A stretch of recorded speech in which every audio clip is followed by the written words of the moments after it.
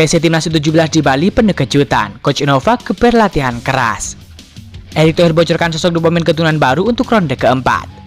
Detik-detik menjelang Sumpah WNI Mauro Silestra usai disetujui Presiden. Debut manis Justin Hubner bikin heboh Liga Belanda. Eliano Rendes dapat posisi baru di PSSI Zwolle, langsung banjir pujian. Simak informasi selengkapnya sebagai berikut.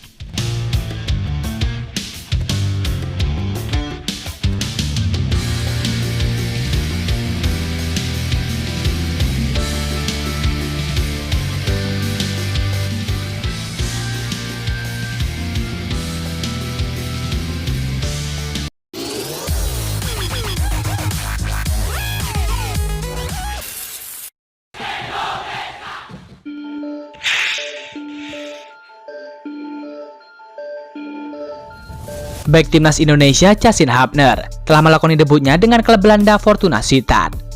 Justin Hubner tampil pertama kali membela Fortuna Sittard dalam pertandingan persahabatan, yakni saat melawan tim Bundesliga Bayer Leverkusen yang tuntas dengan hasil akhir 1-2. Bayer Leverkusen yang kini dibesut oleh Erik ten Hag berhasil meraih kemenangan 2-1 atas Fortuna Sittard. Dalam laga tersebut Justin Hubner tampil sebagai bek tengah dan juga dimainkan sejak menit awal. Pemain 21 tahun tersebut ditarik keluar pada babak kedua, tepatnya pada menit ke-63, yang digantikan oleh Luka Tunjik. Justin Hubner direkrut oleh Fortuna Sittard, tepatnya pada tanggal 29 Juli 2025 silam, dengan kontrak yang berlaku hingga tahun 2028, ditambah opsi perpanjangan kontrak 1 tahun. Dalam laga debutnya ini, Justin Hubner tampil apik dan juga tampil solid di lini belakang Fortuna Sittard. Meskipun kalah dari Bayer Leverkusen, penampilan Justin Hubner tetap banjir pujian. Ia dianggap tampil solid di laga debutnya tersebut.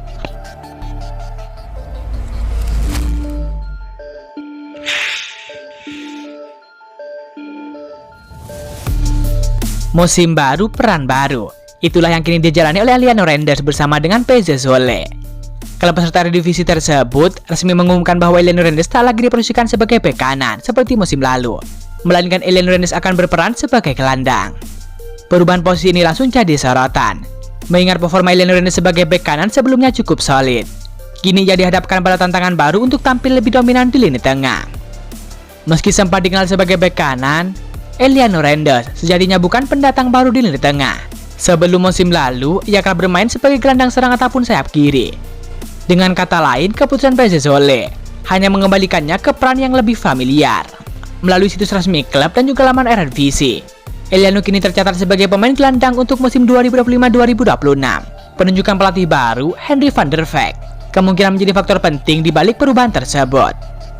Namun begitu belum dapat dipastikan apakah ia akan diplot sebagai gelandang serang, gelandang tengah ataupun bertahan.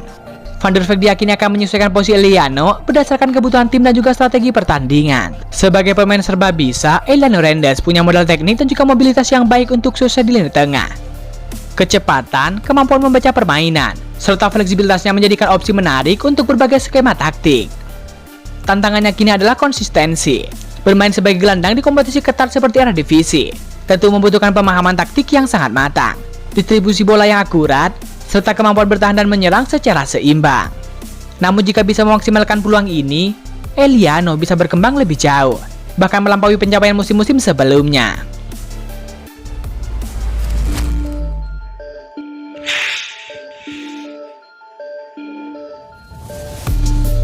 Timnas U17 melaksanakan TC di Bali, yang dimulai sejak 7 Juli 2025. Dengan tujuan untuk menguji konsentrasi, fisik, dan juga taktik para pemain. Pelatih kepala Timnas U17 Nova Arianto menyampaikan bahwa pemusatan ini dilakukan untuk mengukur kesiapan pasukannya.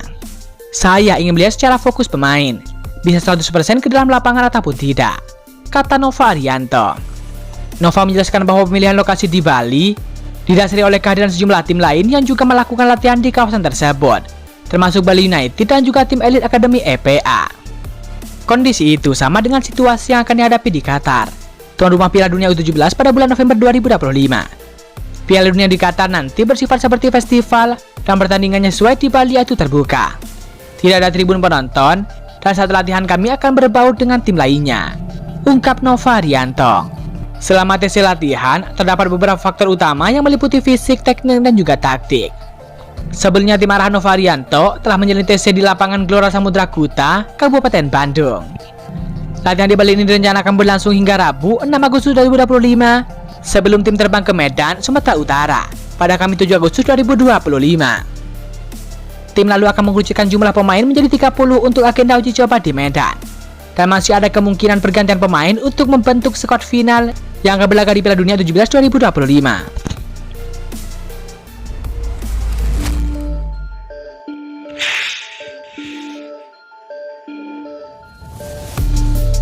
Proses naturalisasi penyerang Mauro Zilestra terus menunjukkan perkembangan positif. Terbaru, Ketum PSSI Erick Thohir memastikan bahwa surat permohonan naturalisasi Mauro Zilestra sudah ditandatangani langsung oleh Presiden Republik Indonesia Prabowo Subianto. Itu artinya proses administrasi tinggal menunggu tahap berikutnya di Dewan Perwakilan Rakyat ataupun DPR. Saat ini proses di DPR masih tertunda karena lembaga legislatif tersebut sedang menjalani masa risis. Erick menjelaskan bahwa komunikasi sudah dijalin dan juga ada sinyal dukungan dari pihak parlemen. Sekarang saya mengucapkan terima kasih, Bapak Presiden sudah tanda tangan surat naturalisasi Mauro. Ini sudah ada di DPR, cuma kan DPR-nya sedang risis. Jadi nanti di proses bulan Agustus, saya sudah komunikasi dengan DPR. Insya Allah DPR mendukung, kita tunggu, sambung Erick Thohir. Mauro Zilestra merupakan pemain berdarah Indonesia Belanda yang menunjukkan performa impresif musim lalu bersama dengan tim muda FC Volendam. Ia mencetak 17 gol dan mencatatkan 4 assist dalam 21 penampilan. Pencapaian yang membawanya naik ke skuad utama. Meski baru tampil 7 kali di level senior, potensinya dianggap sangat besar oleh PSSI, terutama untuk memperkuat sektor depan Garuda Muda. Zilestra direncanakan akan menjadi bagian di skuad timnas U23 dalam babak kualifikasi Piala Asia U23 2026 yang digelar September mendatang. Karena Mauro ini juga bagian regenerasi. Kita ingat striker kita cuma satu, kemudian regenerasi oleh Romeni. Tapi karena Mauro ini 20, bisa juga kita coba dulu di 23. Kalau ternyata bagus, bisa juga senior tim, kata Erick Thohir. Meskipun Zilestra disiapkan untuk kebutuhan jangka panjang, PSSI menegaskan bahwa mereka tidak akan serta-merta memberikan jaminan tempat di tim senior. Pendekatan seleksi akan tetap berjenjang, mulai dari kelompok usia hingga senior.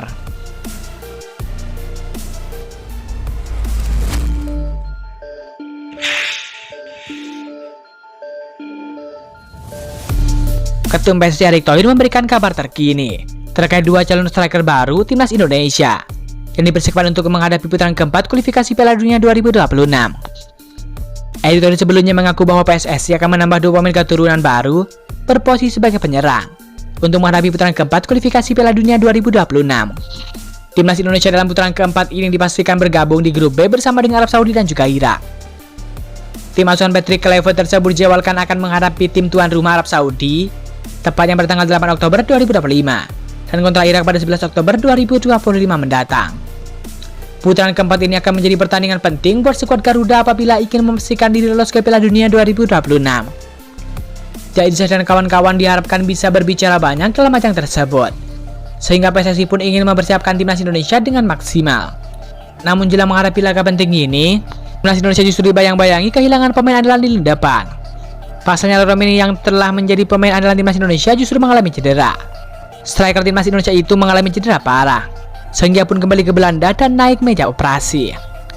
Situasi ini membuat Romeni harus menepi dan juga fokus pada pemulihan.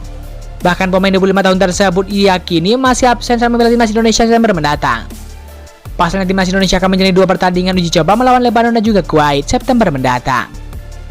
Dengan absennya Romeni itu membuat banyak pihak bertanya-tanya, bagaimana dengan putaran keempat kualifikasi Piala Dunia 2026?